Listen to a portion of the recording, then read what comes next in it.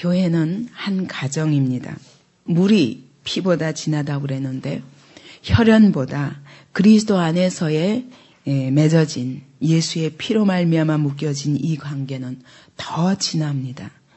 왜냐하면 여기서 나누어지는 이 생명과 교제는 주님 앞에 가서 영원한 나라에서까지 함께 이어질 교제요, 한 식구됨이요. 또 예수의 피로 말미암아 묶여진 한 몸은 절대로 무엇도 끊을 수 없는 그런 아름다운 언제도 영원히 부부간에도 아무리 사랑하다가도 끊임없는 다툼과 또 때로는 갈등과 미움으로 일평생 보낼 수밖에 없는 관계라 할지라도 주님 안에서의 교제는 그렇게 아내가 될 수가 없습니다. 그래서 심지어 말이 통하지 않는데도 한 마음이 되어서 그렇게 그 한 마음 된 것은 누구도 나눌 수 없는 것 같아요. 하나님의 교회는 이와 같이 큰 가정입니다. 제가 늘 얘기하듯이 그래서 우리 어린아이들 정말 유아방에서 이루어지는 관계를 보면 자기 형제 이상의 그런 아름다운 관계로 서로 그리워하고 그냥 어느 교회 가도 이런 아름다운 그런 어린아이들부터 이런 관계는 이루어질 수 없습니다. 하나님이 성령의 띠로 묶어주시는 게 너무 감사합니다. 저의 그 최고의 사모함이 교회를 향하여 하나님이 은혜를 부고 계시다는 그런 가장 확실한 증거가 저는 어린아이들에게 은혜가 임하는 거. 어른들은 얼마든지 그 머리로 그냥 이해함으로 그걸 은혜로 착각할 수도 있지만 어린아이들은 정말 하나님의 은혜 부으시지 않으면 어떻게 알겠습니까? 성령으로 말미암지 않고는. 근데 제가 요즘 어린아이들에게 임하는 은혜를 보면 너무 감사합니다. 하나님이 우리 안디옥 교회에 진짜 기름 부으시고 계시구나. 오늘 이 5장의 본문은 하나님의 교회 안에서 어떻게 그 대인관계를 이루어 가야 될 것인가 그것을 구체적으로 얘기하는 것입니다. 그래서 그 부분에 대해서 1절, 2절에서 늙은이는 꾸짖지 말고 권하되 아비에게 하듯 하고 또 2절에서 늙은 여자를 어미에게 하듯 하며 그랬습니다. 나이 드신 분들은 이미 생각이 굳어져서 제가 여러분 젊은이들에게는 무섭게 치고 할 수 있지만 노인분들에게는 그렇게 할 수 없어요. 이미 7, 80년의 인생을 그렇게 굳어져 오셨기 때문에 야단쳐도 절망이 올 뿐이지 안 됩니다. 그래서 여기서 말씀하시기를 꾸짖지 말고 권하라고 말씀하는 겁니다. 그래서 이제 더 큰 변화는 불가능하지만 그러나 말씀을 듣고 이미 성품과 생활 습성이 이루어져서 그거는 어렵지만 그러나 부모에게 권하듯 정말 하나님 앞에 더 가까이 나아가도록 그리고 오히려 이해하고 용납하는 수밖에 없습니다. 그러나 중요한 것은 믿음 안에서 이미 이렇게 하는 것이 믿음이구나. 이거는 잘 아시는 우리 특히 안디옥 할머니들 너무 제가 감사합니다. 사실 우리 젊은이들을 이렇게 돌보느라고 제가 많은 손이 미치지 못하는데도 불구하고 노인분들이 정말 하나님 앞에서 그렇게 말씀을 사모하고 그리고 그렇게 권면하며 함께 하시는 것에 제가 너무 감사합니다. 아무튼 교회 안에서 우리 어머니들, 할머니, 할아버지들은 우리 아버지, 어머니입니다. 내 아버지, 내 어머니입니다. 서로 그런 자세로 대해야 됩니다. 그리고 젊은이들에게는 형제에게 하듯 또 젊은 여자들에게도 일절 깨끗함으로 왜냐하면 여기에 육적인 정욕이나 이성으로서 대하는 이런 것이 절대로 있을 수 없습니다. 하나님의 교회는 집입니다. 한 가정입니다. 그러므로 서로 깨끗한 마음으로 자매와 형제에게 하듯 그렇게 서로 바라보며 교제를 나누어야 하나님의 영광이 나타납니다. 교회라는 것은 정말 다양한 계층이 모여 있고 또 나이도 다 다르고 색깔도 다르고 사실은 참으로 하나 되기가 어렵습니다. 그죠? 그런데 정말 하나님의 성령으로 말미암아 하나 되면 이보다 아름다운 가정이 어디 있습니까? 대가족 제도가 우리나라가 예전부터 봉건주의에 아무리 젖어 있다 할지라도 대가족에서 일어나는 많은 문제들이 있었습니다. 그래서 이제는 또 이거는 더 이상 못하겠다 하고 다 핵분열해가지고 정말 가정마다 부모와 자식 간에도 이어지기 어려운데 교회 안에서는 서로는 정말 배경도 다르고 생각도 다르고 다 다른데도 불구하고 그리스도의 사랑 안에서 정말 하나 될 수 있는 것이 이것이 축복입니다. 정말 우리 안디옥 교회가 그런 아름다운 가정을 이루기를 바랍니다. 3절부터 이 15절까지 이야기는 무슨 얘기냐면 과부가 있습니다. 이 과부는 교회 안에 과부가 있는데 과부의 기준에 대해서 얘기하는데 왜 과부가 있고 또 그렇지 않은 참 과부가 왜 필요한가? 그 얘기는 뭐냐면 이전 초대교회에서는 과부들이 이제 많으면 그 과부들은 특히 구약에서도 그랬습니다. 과부와 고아는 특별히 하나님의 교회가 돌봐야 됩니다. 여기 초대교회 때도 과부들이 있는데 그 과부 중에서 참 과부는 뭐냐면 하나님의 교회가 전적으로 생활까지 감당시켜줘야 되는. 그래서 매일 구제에 빠졌다고 사도행전 6장에 보면 교회의 첫 번째 집사를 세울 수밖에 없었던 문제가 난 것이 뭐냐면 과부들을 대우하는 데 있어서 헬라파와 유대인들과 과부가 있었는데 히브리파에는 잘 됐는데 그들을 교회의 지도자처럼 세운 겁니다. 연세는 많으시고 또 그다음에 가정에서 이 생계는 유지되지 않고 돌볼 가족이 없는 사람들을 교회가 어머니처럼 모시면서 그분들에게 생활비를 제공한 것입니다. 그래서 여기서 말하는 지금 과부에 대해서는 하나님의 교회가 돌보지 않으면 안 되는 과부들에 대해서 얘기하는 겁니다. 그들은 바로 교회 안에서 어떤 일들을 감당하면서 늘 교회에서 봉사하시는 분들을 얘기합니다. 이런 참 과부를 경대하라. 그들이 교회 안에서 봉사하고 있는 그 지위를 인정하고 대접하라는 것입니다. 이 대접에는 경제적인 대접까지 포함되어 있습니다. 그래서 초대교회 안에서 이 과부들 중에 참 과부들은 교회가 뽑아낸 과부들은 어떤 자격이 있냐면 9절에 보니까 나이 60 이상이라야 됩니다. 왜냐하면 그 이전의 사람들은 경제적으로 자기가 감당할 능력이 있을 수도 있고 또 11절에는 보니까 젊은 과부는 거절하라 그랬거든요. 왜냐하면 60 이하면 다시 재혼할 가능성이 있다는 겁니다. 그러니까 여기서 교회 안에서 참가부로 세우는 것은 다시는 결혼 안 한다.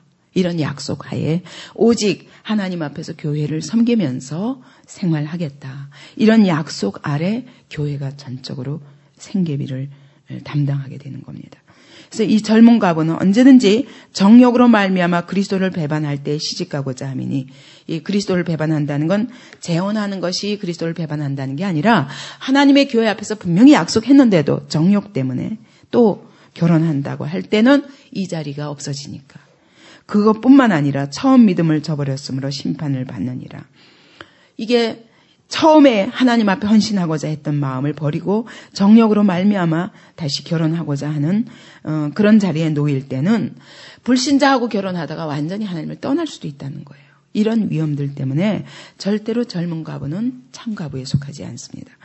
근데 또 그런 이 교회 안의 과부가 과부라 할지라도 4절에 보니까 만일 어떤 과부에게 자녀나 손자들이 있거든 저희로 먼저 자기 집에서 효를 행하여 부모에게 보답하기를 배우게 하라. 이 얘기는 뭐냐면 참 과부의 자격이 있습니다. 교회 봉사하고 싶어도 자녀나 손자들이 있을 적에는 안 됩니다. 왜냐하면 그들이 먼저 자기 집안에서부터 부모를 섬김으로 교회가 짐을 지지 않게 해야 된다는 거예요. 과부에게. 그래서 집에 자녀나 손자들이 있거는 먼저 여기서 효를 행하라고 그랬는데 여기 영어로도 그렇고 헬라어로는 경건을 실천하라는 거예요.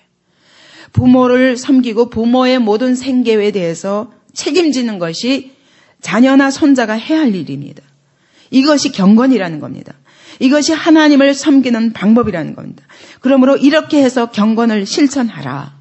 그래서 부모에게 보답하기를 배우게 해라.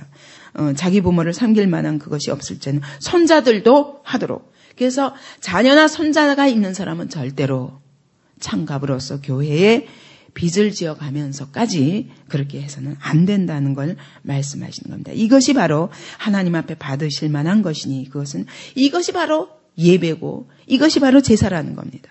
가정 안에서 자기 부모에 대해서 절대적으로 그분의 모든 생활에 대해서 책임지는 것이 마땅히 하나님을 섬기는 자로서 해야 할 일이라는 겁니다.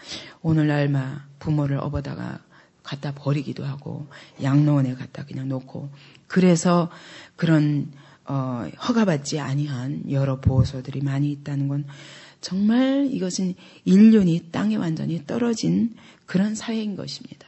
이것이 날이 가면 갈수록 많은데 적어도 하나님의 교회 안에서 이런 일은 있을 수 없다는 겁니다. 어떻게 하나님을 섬기는 자가 자기 부모에 대해서 책임지지 않겠느냐. 그러면서 참 갑으로서 외로운 자는 하나님께 소망을 두어 주야로 항상 간구와 기도를 하거니와. 이 이야기는 뭐냐면 교회에서 봉사하고 교회가 전폭적으로 생활을 책임지는 그런 참 과부들은 외롭지요.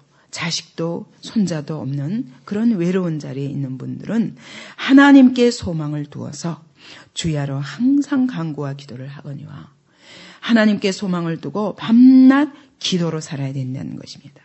실제로 이런 사람이 있었습니다. 어디에? 누가복음 2장을 한번 보시겠습니까? 누가복음 2장 36절, 37절. 예수님이 나시는 그 때에, 그때에 있었던 여선지자입니다. 누가복음 2장 36절부터 38절까지 보면 또 아셀 지파 바누엘의 딸 안나라 하는 선지자가 있어 나이 매우 늙었더라. 그가 출가한 후 7해 동안 남편과 함께 살다가 출가해서 7년밖에 결혼 생활을 못한 겁니다. 그리고는 과부된 지 84년이라. 굉장한 거죠. 그죠? 84년 동안 혼자 사시면서 이 사람이 성전을 떠나지 아니하고 하나님의 성전을 떠나지 아니하고 주야에 금식하며 기도함으로 섬기더니 마침 이때에 나와서 하나님께 감사하고 예루살렘의 구속됨을 바라는 모든 사람에게 이 악의에 대하여 말하니라. 이게 무슨 말이냐면 예수님께서 정결 예를 받으려고 그 마리아와 요셉이 들고 하나님의 성전에 나왔는데 여선지자 이 안나는 늘 성전에서 기도로 살던 사람이었기 때문에 예수가 악의로 정결 예를 받으러 오셨는데 딱 알아본 겁니다. 바로 이분이 우리가 기다리던 메시아다. 그래가지고 사람들에게 다 얘기해 준 겁니다. 그러니까 하나님의 교회 안에서 선지자로서 이와 같이 일평생을 산 안나 같은 사람이 있었던 것처럼 오늘날 교회에서도 이와 같이 늘 하나님 앞에 기도하시면서 하나님의 교회를 섬기고 하나님의 나라를 바라보고 그렇게 형제들을 섬기는 어머니같이 섬기는 이런 참 과부가 필요하다는 겁니다. 오늘 우리 안디옥 교회 노인분들이 이와 같은 소망으로 다 감사하게도 다 자녀들이 부모님을 사랑하고 그래서 여러분들이 또 이런 아름다운 신앙생활을 함께 자녀들과 함께 할 수 있는데 아무리 자녀들이 잘 섬긴다고 해도 그래도 부모 마음은 따라갈 수가 없고 또 부모들이 요구하는 것만큼 해드릴 수 없으니까 늘 외로우실 겁니다. 근데 하나님께 소망을 두고 이와 같이 선지자처럼 남은 생에 기도하시며 그렇게 사시는 그런 과부와 같은 참 과부와 같은 그런 분들로 사시기 바랍니다.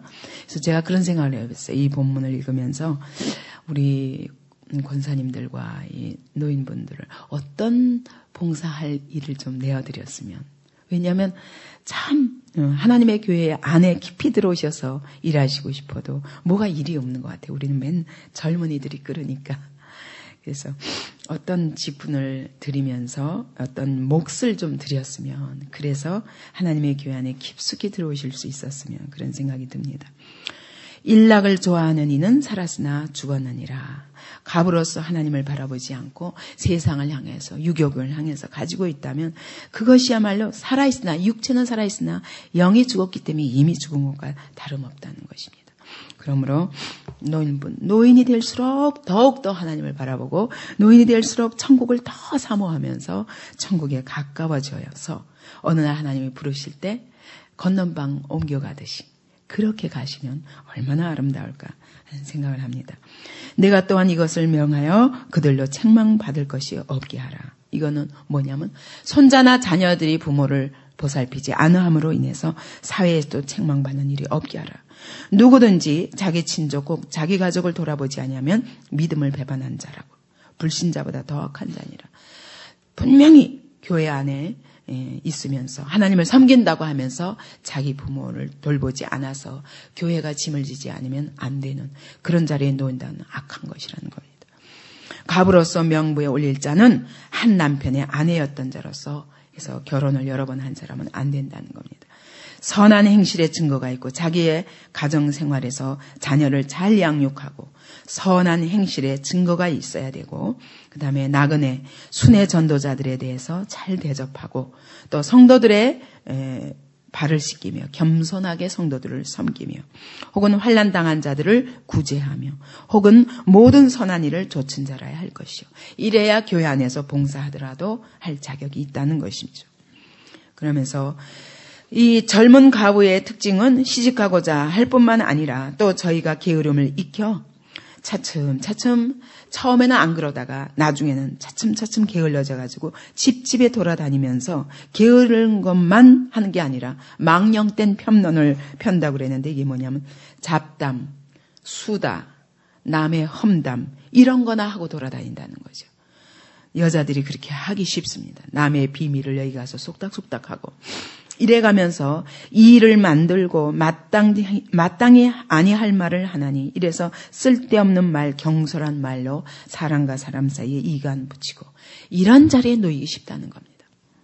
그래서 젊은 여자들은 안 된다. 그러므로 젊은이는 차라리 60 이하 된 젊은이는 시집가서 아이를 낳고 집을 다스리고 대적에게 해방할 기회를 조금 더 주지 말기를 원하노라. 그와 같이 정력으로 그럴 것 같으면 아예 재혼하라는 것입니다. 이미 사단에게 돌아간 자들도 있도다. 그러니까 이미 이 교회 안에 가부 서약을 어기고 재혼하고 정욕에 아니면은 정욕에 못 이겨서 부당한 그런 결혼도 하지 않고 이런 이상관계에 빠져서 문제를 일으킨 자들도 있다는 겁니다.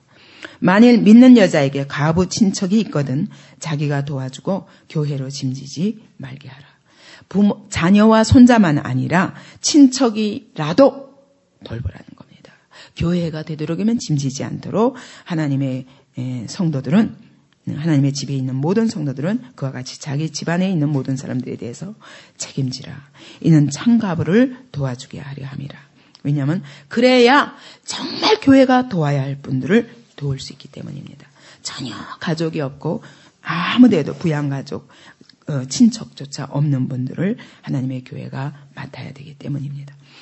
잘 다스리는 장로들을 배나 존경할 자로 알되 교회 안에 두 장로가 있습니다. 하나는 다스리는 장로요, 하나는 말씀을 가르치는 설교 장로입니다. 그 당시 초대교회는 둘 다 장로라고 불렀습니다. 그래서 행정을 하는 장로들을 배나 존경할 자로 알아라. 하나님의 교회 안에서 존경하는 자세로 대하라는 것입니다. 그리고 그러나 말씀과 가르침에 수고하는 이들을 더할 것이니라. 말씀을 가르치는 목사에 대해서는 더 존경하지 않으면 안 됩니다. 왜냐하면 그를 통해서 하나님의 말씀이 전해지는데 이 존경이 없으면 절대로 그 말씀을 받을 수 없기 때문입니다. 그것이 자기에게 해죠. 말씀을 온전히 받지 못함으로 인하여 영적으로 성장할 수가 없습니다. 그래서 교회 안에서 이와 같이 장로와 목사에 대해서 배나 존경하라. 그 얘기는 유산을 줄 때 장자의 몫을 2배로 주는 것처럼 하나님의 교회 안에서 목사와 장로에 대해서 하나님의 보시기에는 장자처럼 여기시기 때문에 배로 존경하라는 것입니다. 그러면서 일러스되 곡식을 밟아 떠는 소의 입에 망을 씌우지 말라 하였고 또 일꾼이 그 삭슬 받는 것이 마땅하다 하였느니라. 반드시 그들의 생활에 대해서 교회가 책임져야 된다는 것입니다. 저도 이런 생각이 듭니다. 이 바울이 사실은 자기는 안 받았어요. 왜냐하면 행여나 내가 받아서 마땅한데, 지금 원칙을 얘기하는 겁니다. 삭설 받는 것이 마땅하다. 근데 바울은 내가 안 받겠다 한 것은 행여나 너희가 내가 이 돈 때문에 복음을 전하는 걸로 착각할까 봐. 특히 바울은 어디에서 일했습니까? 이방 지역을 다니면서 일했거든요. 그러니까 그 이방인들에게 복음의 순전한 복음을 드러내기 위해서 그는 삭슬 받지 않는다고. 내가 마땅히 받아야 될 터이나 안 받는다. 이렇게 말하면서 바울이 지금 디모데에게 얘기하는 겁니다. 비록 나는 안 받지만 원칙은 받아야 된다. 그러니까 디모데야, 너 받아라. 그렇게 가르쳐야 된다. 그 얘기입니다. 그래서 저도 제가 이제까지 하나님 앞에서 하나님의 은혜로 말미암아 제가 전혀 자원함으로 정말 그렇게 전혀 헌금을 받는 게 아니라 오히려 섬기면서 일할 수 있는 하나님의 특권을 주셨지만, 그러나 이후로 생기는 사역자들이 여러분들이 행여나 목사님이 그러니까 나머지도 다 안 줘도 된다, 이런 생각을 가질까 제가 좀 두렵습니다. 한편으로는 사례비를 드리려니 그것이 직업이 될까 봐 두렵고, 또 한쪽으로는 받지 말라고 하자니 여러분에게 성도들이 마땅히 안 줘도 되는 것처럼 착각할까 봐 두렵습니다. 여러분, 이제 교회가 커가면 여기서 많은 일꾼들이 생겨야 되는데, 그들이 적어도 생계 때문에 이것을 하나님 앞에 나아가는 길을 그걸 방해받도록 해서는 안 됩니다. 그래서 정말 존경하며 섬겨야 됩니다. 말씀을 전하는 사람들에 대해서. 그래서 망을 씌운다는 건 보통 때는 손은 망을 씌워버립니다. 왜냐하면 그걸로 막 돌아다니면서 밭을 막 그냥 해칠까 봐. 그러나 일할 적에는 망을 벗깁니다. 왜냐하면 일하면서 일하기 때문에 먹으라는 겁니다. 자유로이 곡식을 먹어가면서 일할 수 있도록 이게 망을 씌우지 않습니다. 소에게도 일할 때 망을 씌우지 않는데, 복음을 전하는 자가 복음으로 말미암아 사는 것이 당연하다. 그래서 고린도전서 9장에서 바울이 나는 안 받겠다. 내가 마땅히 받아야 할 터이나 나는 이것을 포기한다. 왜냐하면 오직 복음이 복음으로 드러나게 하기 위하여 그렇게 말씀하지만 동일하게 그 고린도전서 9장에서 성전의 일을 하는 자들은 성전에서 나는 것을 먹으며 제단을 모시는 이들은 제단과 함께 나누는 것을 너희가 알지 못하느냐? 이와 같이 주께서도 복음 전파하는 자들이 복음으로 말미암아 살리라, 이렇게 명하셨습니다. 당연히 그렇게 해야 되기 때문에 디모데에게는 말씀하는 겁니다. 그렇게 가르쳐라. 그리고 너도 받아라. 그렇게 말씀하는 겁니다. 장로에 대한 송사는 두세 증인이 없으면 받지 말 것이요. 그 얘기는 아마 바울이 그랬던 것 같아요. 이 디모데를 에베소 교회에다 세워놓고 자기가 세우는 교회들을 돌아보게 하면서 걱정한 거예요. 이 디모데에게도 교회를 다스리는 모든 방법에 대해서 가르칠 뿐만 아니라 디모데가 나이 어리다고 행여나 성도들이 업신여기거나 바울에게 대하는 것과 디모데에게 대하는 것이 다를까 봐 그에게 그가 섬기는 교회에 대해서도 편지를 보낸 것입니다. 디모데를 통해서 편지를 보낸 것입니다. 장로에 대한 송사가 뭐냐면, 교회를 치리하는 지위에 있는 장로나 목사가 행여나 사람들이 어쩌다 비난하고 송사하는 일이 있을 수 있다는 겁니다. 그런데 그럴 때는 절대로 누구 입에서 나온 것으로 말미암아 그렇게 정죄하지 말고 두세 증인이 있나 찾아보라는 거예요. 왜냐하면 중상과 모략의 가능성이 있습니다. 사단이 하나님의 말씀을 전하고 교회를 다스려가는 사람에 대해서 비난하면서 순종하지 않도록 성도들이 그렇게 만드는 것입니다. 교회의 힘은 말씀이 교회를 다스리는 데 있고, 말씀이 교회를 다스리게 하려면 목사가 절대적인 하나님의 권위를 가지고 존경을 받으며 전하지 않으면 절대로 말씀이 100% 통치하는 교회를 세워갈 수 없습니다. 그러므로 하나님의 교회는 목사와 장로에 대해서 완전히 한마음으로 묶여야 된다는 거예요. 바로 그들의 명예를 보호하는 것이 그리스도와 복음의 명예를 지키는 길이요, 교회의 명예를 지키는 길인 것입니다. 그래서 두세 증인의 확실한 증인이 없으면 절대로 거론하지도 말라는 거예요. 그런데 만약에 범죄한 자들은 만약에 실제로 증인이 있고 반드시 그런 문제가 있으면 그런 자들은 더군다나 여기서 범죄를 한 번 한 것 가지고 문제 삼으라기보다 여기서 범죄한 자들은 근데 이게 현재형으로 되어 있어요. 현재 분사로 되어 있습니다. 헬라어로는. 그래서 늘 습관적으로 동일한 범죄를 하는 사람. 이런 사람에 대해서는 모든 사람 앞에 꾸짖어서 치리하라는 거예요. 목사와 장로도 치리됩니다. 근데 교회가 하려는 게 아니라 그때는 노회와 총회가 관여하게 되죠. 그래서 나머지 사람들로 다 두려워하게 되는 거예요. 목사하고 장로인데 존경받아야 되기 때문에 잘못도 다 눈 감아준다. 이거는 있을 수 없습니다. 왜냐하면 하나님의 교회가 진리의 교회인데 진리의 말씀이 선포되는데 가장 걸림돌이 되기 때문에 그러나 그렇게 문제가 되지 않는 것 가지고 사람들이 입술로 함부로 송사하는 것에 대해서는 금하는 것입니다. 하나님과 그리스도 예수와 택하심을 받은 천사들 앞에서 내가 엄히 명하노니 너는 편견이 없이 이것들을 지켜 아무 일도 편벽되이 하지 말며. 이것은 목사와 장로에 대한 것뿐만 아니라 성도들 간에도 누구든지 범죄한 자가 있으면 치리하라는 것입니다. 오늘날 교회가 치리가 없어졌어요. 치리했다가는 어떻게 교회 안 나와서 교회에서 쫓아냈는데 그 다음에 옆에 교회로 가버려요. 치리가 불가능한 상태가 놓였어요. 그러나 반드시 치리해야 됩니다. 이것이 하나님의 교회의 권위요 말씀의 권위입니다.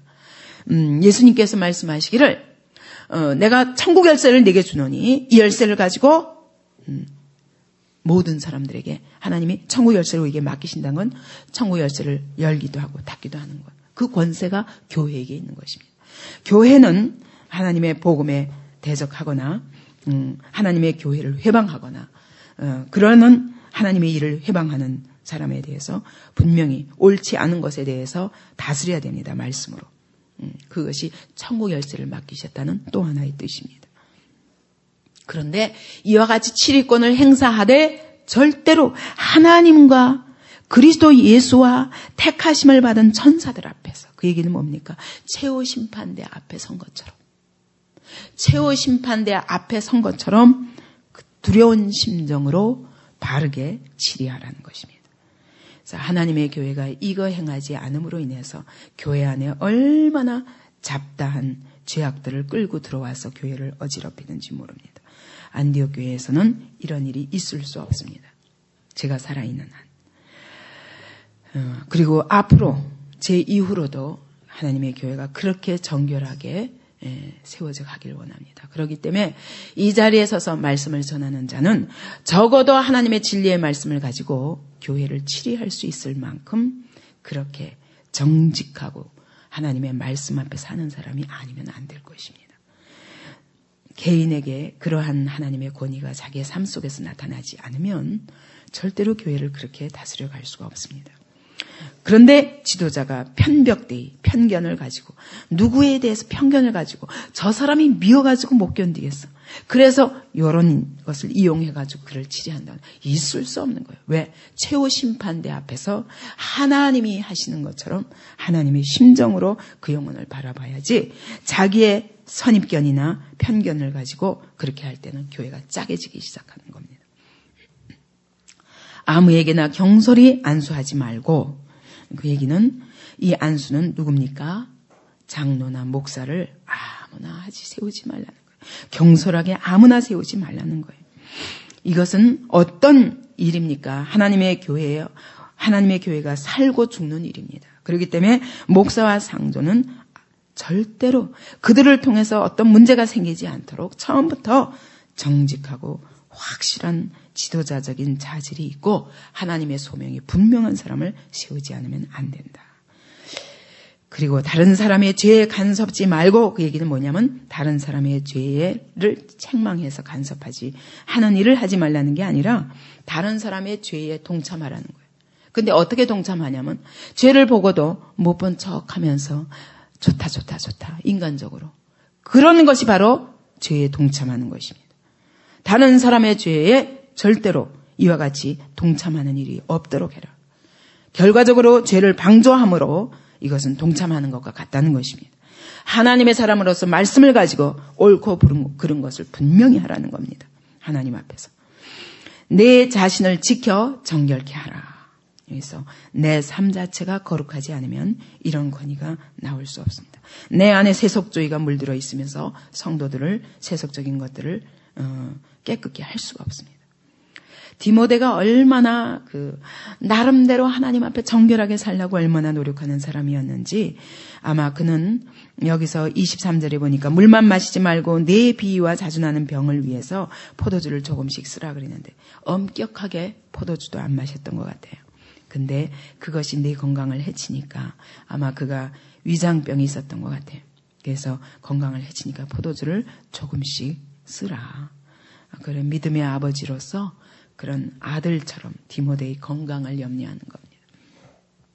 어떤 사람들의 죄는 밝히 드러나 먼저 심판에 나아가고 여기서 심판은 하나님의 심판일 수 있고 또 교회 안에서 치리받은 심판이 있을 수 있고 모든 성도들이 입술로 저 사람은 바로 이런 죄 때문에 안 된다 하는 그런 여론이 있을 수 있고 어쨌든 간에 어떤 사람들은 지금 밝히 드러나서 심판이 드러났습니다. 하나님이 보시기에 교회가 보기에 목회자 보기에 모든 성도들의 보기에 어떤 죄의 자리에 있는지 다 드러날 수도 있지만 어떤 사람들의 뒤는 지금 안 드러났지만 반드시 드러나리라. 그 뒤를 쫓으리니 죄는 반드시 폭로될 수밖에 없습니다. 민수기에서 너희 죄가 정녕 너희를 찾아낼 줄 알라. 죄가 우리를 찾아냅니다. 그와 같이 우리의 요만한 죄도 반드시 드러나게 되어 있습니다. 하나님의 교회 안에 숨길 수 없습니다. 이와 같이 선행도 밝히 드러나고 그렇지 아니한 것도 숨길 수 없느니라. 모든 것이 마치 등불을 말 아래 두지 아니하고 등경 위에 세우는 것처럼 선행도 모든 사람 앞에 드러나게 되어 있습니다. 절대로 숨길 수 없습니다. 죄나 선행이나 하나님의 교회 안에 숨길 수 없습니다. 죄가 드러날 때는 반드시 치리하고 그리고 교회를 정결케 하라. 이것이 바울이 디모데에게 주는 하나님의 교회 안에서 행정, 대인관계 이것을 이야기하는 겁니다. 오늘 이 말씀을 통해서 우리가 안디옥 교회가 앞으로 어떤 모습으로 큰 하나님의 가정을 이루어가야 되는가를 깨닫고 우리가 이 안에서 이것을 이루어가는 일에 오늘 내가 해야 할 부분은 무엇이며 이런 아름다운 가정을 이루기 위해서 우리에게 부족한 것이 무엇인가 오늘 그것을 놓고 기도하는 아침이 되기 바랍니다.